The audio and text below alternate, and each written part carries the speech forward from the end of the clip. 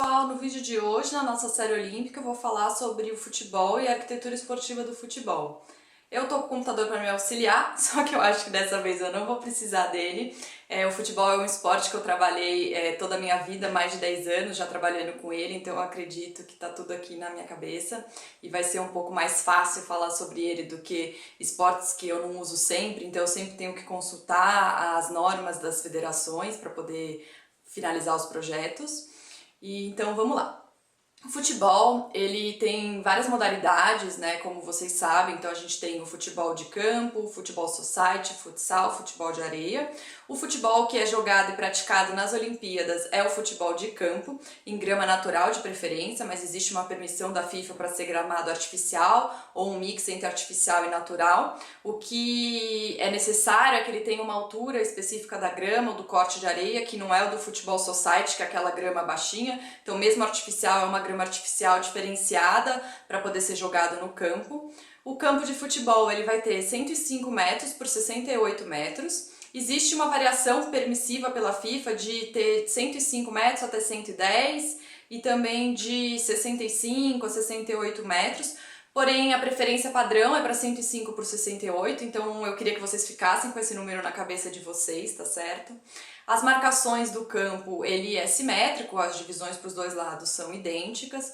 Vamos ter 2 gols de cada lado. Os gols vão ter 7 metros e 32 de comprimento, por 2 metros e 44 de altura, as traves. E as traves, elas têm que ter um diâmetro do tubo de 13 centímetros. Isso tá na norma, tá na regra e já foi determinado, tem vários estudos para você poder ver a distância gol pelo olho humano, então essas medidas são fixas.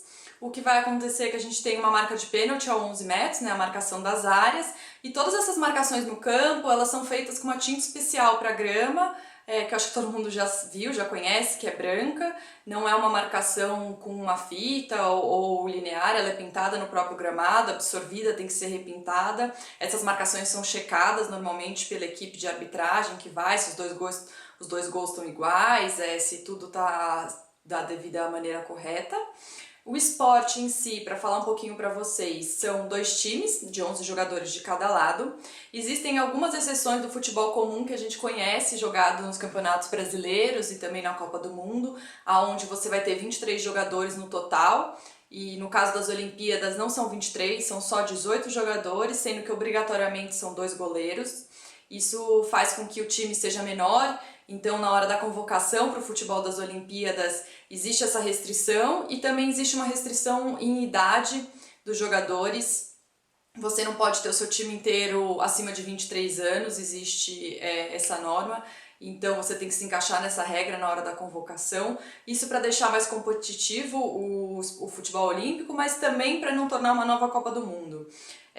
O jogo é jogado da mesma maneira como os outros campeonatos, então são 2 tempos de 45 minutos, com possibilidade de prorrogação de acordo com o que a arbitragem decidir, e nas fases finais a gente vai ter a prorrogação.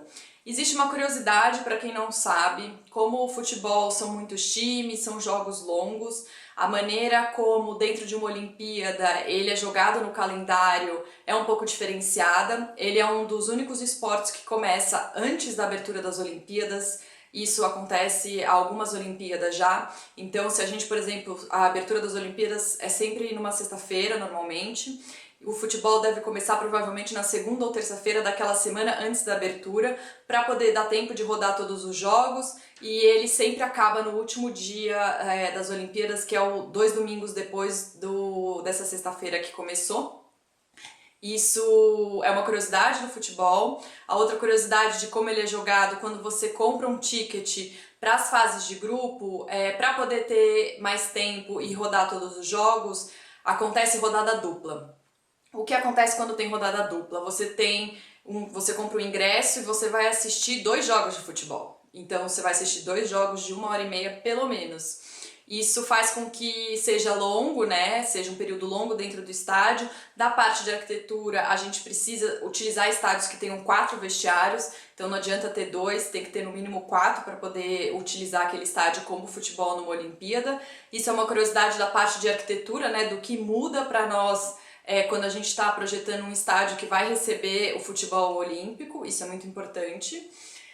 Na fase final, normalmente, fica só um jogo, tá? Por ingresso, mas no começo são sempre rodadas duplas, tanto no masculino quanto no feminino. Eu acho que essas são as curiosidades sobre o futebol olímpico e espero que vocês tenham gostado. Se tiverem alguma dúvida sobre o esporte ou algum comentário, podem deixar aqui no vídeo que eu vou responder para vocês. Obrigada!